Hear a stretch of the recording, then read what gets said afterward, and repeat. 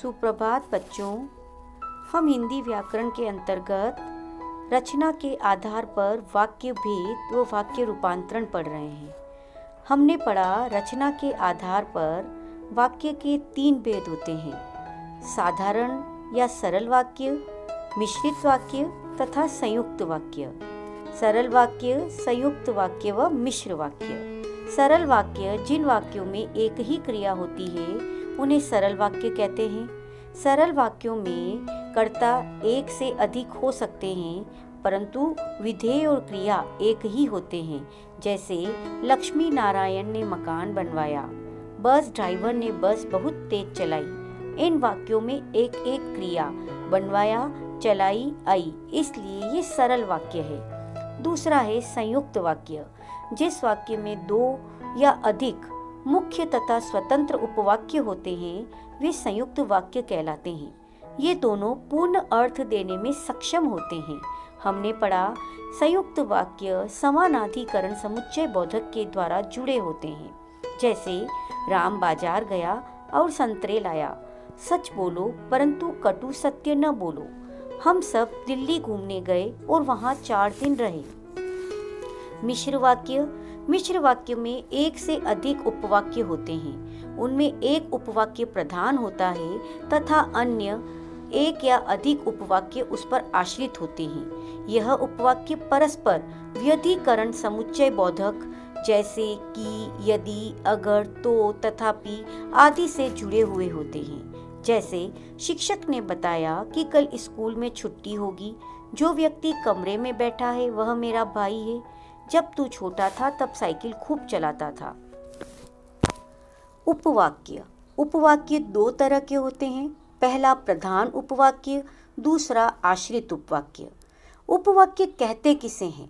ऐसा पद समूह जिसका अपना अर्थ हो, जो एक वाक्य का भाग हो और जिसमें उद्देश्य और विधेय हो, उपवाक्य कहलाता है।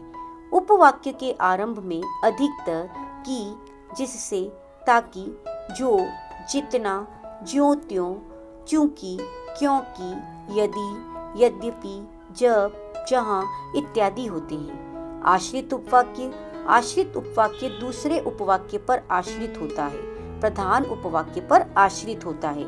आश्रित उपवाक्य क्योंकि, कि, यदि, जो आदि से आरंभ होते हैं। देखिए उदाहरण, मोदी जी ने कहा कि अच्छे दिन आएंगे। इस वाक्य में कि अच्छे दिन आएंगे आश्रित उपवाक्य है और मोदी जी ने कहा ये प्रधान उपवाक्य है, क्योंकि यह उपवाक्य कि अच्छे दिन आएंगे मोदी जी ने कहा प्रधान उपवाक्य पर आश्रित है।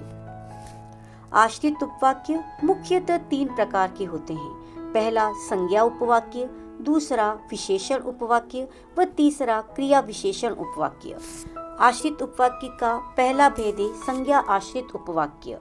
जो उपवाक्य प्रधान वाक्य की किसी संज्ञा या संज्ञा पदबंध के बदले में प्रयुक्त हुआ हो उसे संज्ञा उपवाक्य कहते हैं। जैसे रहीम बोला कि मैं कर्नाटक जा रहा हूँ। यहाँ मैं कर्नाटक जा रहा हूँ उपवाक्य प्रधान वाक्य रहीम बोला के कर्म के रूप में प्रयुक्त हो रहा है, अतः संज्ञा उपवाक्य है। संज्ञा उपवाक्य से पहले प्राय की समुच्चय बोधक का प्रयोग होता है। दूसरा विशेषण आश्रित उपवाक्य। जो उपवाक्य प्रधान उपवाक्य के किसी संज्ञा या सर्वनाम की विशेषता बताता है उसे विशेषण उपवाक्य कहते हैं। यह जो, जिस, जिसे, जिसको, जिनको, जिन्होंने, जिसमें, जिन्हें, हालांकि आदि योजकों से आरंभ होता। उदाहरण देखिए, आपकी वह किताब कहाँ है जो कल आए थे। दूसरा, जो पैसे मुझे मिले थे वह खर्च हो गए। तीसरा, जिसको किताब चाहिए थी वह घर गया। तुम जिसके लिए लाए हो वह कल भी आया था। इन वाक्यों में जो, जिसको, जिसे से आरंभ होने वाले उपवाक्य अर्थात जो पैसे मुझे मिले थे, जिसको किताब चाहिए थी तथा तुम जिसे लाए हो अंश वाले उपवाक्य विशेषण आश्रित उपवाक्य है। तीसरा है क्रिया विशेषण आश्रित उपवाक्य। जो उपवाक्य प्रधान उपवाक्य की क्रिया की कोई विशेषता बताता है वह क्रिया विशेषण उपवाक्य कहलाता है। यह, यदि, जब, जिस तरह, जिधर, जहाँ, जैसे, जिस जगह, जितना योजकों से आरंभ होता है। जैसे जब पानी बरस रहा था तब मैं घर के भीतर था, उधर आगे रास्ता बंद है जिधर तुम जा रहे हो। ये हमने पढ़ा। वह उसी प्रकार खेलता है जैसा उसके कोच सिखाते हैं। यदि मैंने पढ़ा होता तो अवश्य उत्तीर्ण हो गया होता।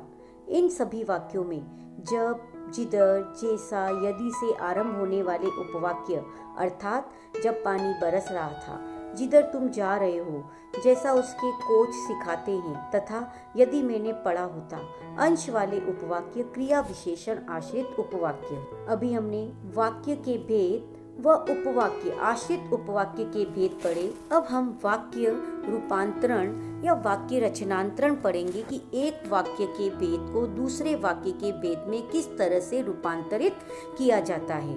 वाक्य रूपांतरण या वाक्य परिवर्तन कैसे हैं? रूपांतरण एक रूप को बदलकर दूसरे रूप में कर देना। वाक्य रूपांतरण एक प्रकार के वाक्य को दूसरे प्रकार के वाक्य में बिना अर्थ बदले परिवर्तित करना वाक्य रूपांतरण कहलाता है। रचना के आधार पर वाक्य रूपांतरण देखिए। सरल से संयुक्त मिश्र, संयुक्त से सरल मिश्र तथा मिश्र से संयुक्त और सरल वाक्य में बदलना। सरल से संयुक्त वाक्य में परिवर्तन देखिए। सरल वाक्य है बालक रो रो कर चुप हो गया। इसको हम संयुक्त वाक्य में बदलेंगे बालक रोता रहा और चुप हो गया। मुझसे मिलने के लिए प्रतीक्षा करनी पड़ेगी। ये सरल वाक्य है। इसको संयुक्त वाक्य में बदलने पर इसका रूप होगा मुझसे मिल लेना परंतु प्रतीक्षा करनी पड़ेगी। कठोर होकर भी सहृदय बनो। कठोर बनो परंतु सहृदय बनो। सरल वाक्य है सूर्योदय होने पर पक्षी बोलने लगे। इसका संयुक्त रूप में बदलने पर रूपांतरण होगा सूर्योदय हुआ और पक्षी बोलने लगे।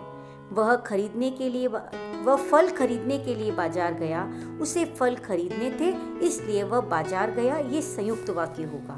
अब हम संयुक्त से सरल वाक्य में परिवर्तन पढ़ेंगे। तुम बाहर गए और वह सो गया। तुम्हारे बाहर जाते ही वह सो गया।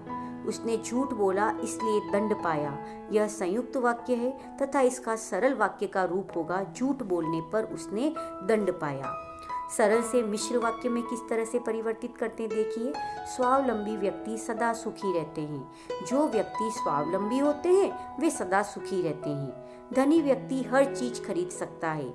जो व्यक्ति धनी है वह हर चीज खरीद सकता है। वह जूते खरीदने के लिए बाजार गया। क्योंकि उसे जूते खरीदने थे इसलिए बाजार गया। इस प्रकार से सरल वाक्य को मिश्र वाक्य में बदला गया। संयुक्त से मिश्र वाक्य में परिवर्तन। नीरजा ने कहानी सुनाई और नमिता रो पड़ी। ये संयुक्त वाक्य है। इसको मिश्र वाक्य में बदलेंगे। नीरजा ने ऐसी कहानी सुनाई कि नमिता रो पड़ी। या हम इसे इस प्रकार भी लिख सकते हैं जब नीरजा ने कहानी सुनाई तब नमिता रो पड़ी। आपने कठिन परिश्रम किया और उत्तीर्ण हो गए। आप इसलिए उत्तीर्ण हो गए क्योंकि आपने कठिन परिश्रम किया। अब हम मिश्र से सरल वाक्य में परिवर्तन करेंगे। रोगी ने जो ही दवाई पी उसे उल्टी हो गई। यह मिश्र वाक्य है। सरल वाक्य में इसे बदलने पर इसका रूप होगा रोगी को दवाई पीते ही उल्टी हो गई। मुझे बताओ कि तुम्हारे भाई का परीक्षा परिणाम कैसा रहा। मुझे अपने भाई के परीक्षा परिणाम के विषय में बताओ। वह मुझसे कहता है कि आओ। वह मुझे आने के लिए कहता है। यह हमने मिश्र से सरल वाक्यों में रूपांतरण किया। अब हम मिश्रित वाक्य को संयुक्त वाक्य में कैसे बदलते हैं ये देखेंगे। सुषमा इसलिए स्कूल नहीं गई क्योंकि वह बीमार है। सुषमा बीमार है इसलिए स्कूल नहीं गई। ये इसका संयुक्त वाक्य में रूपांतरण होगा। यदि आप उससे मिलना चाहते हैं तो द्वार पर प्रतीक्षा करें। आप उससे मिलना चाहते हैं इसलिए द्वार पर प्रतीक्षा करें। मेरे पिताजी वे हैं जो पलंग पर लेटे हैं। वे मेरे पिताजी हैं और पलंग पर लेटे हैं। यहाँ हमने मिश्रित वाक्य को संयुक्त वाक्य में बदलना सीखा। इस प्रकार हमने वाक्य रूपांतरण सीखा। बच्चों आप भी घर पर अभ्यास कीजिए। धन्यवाद।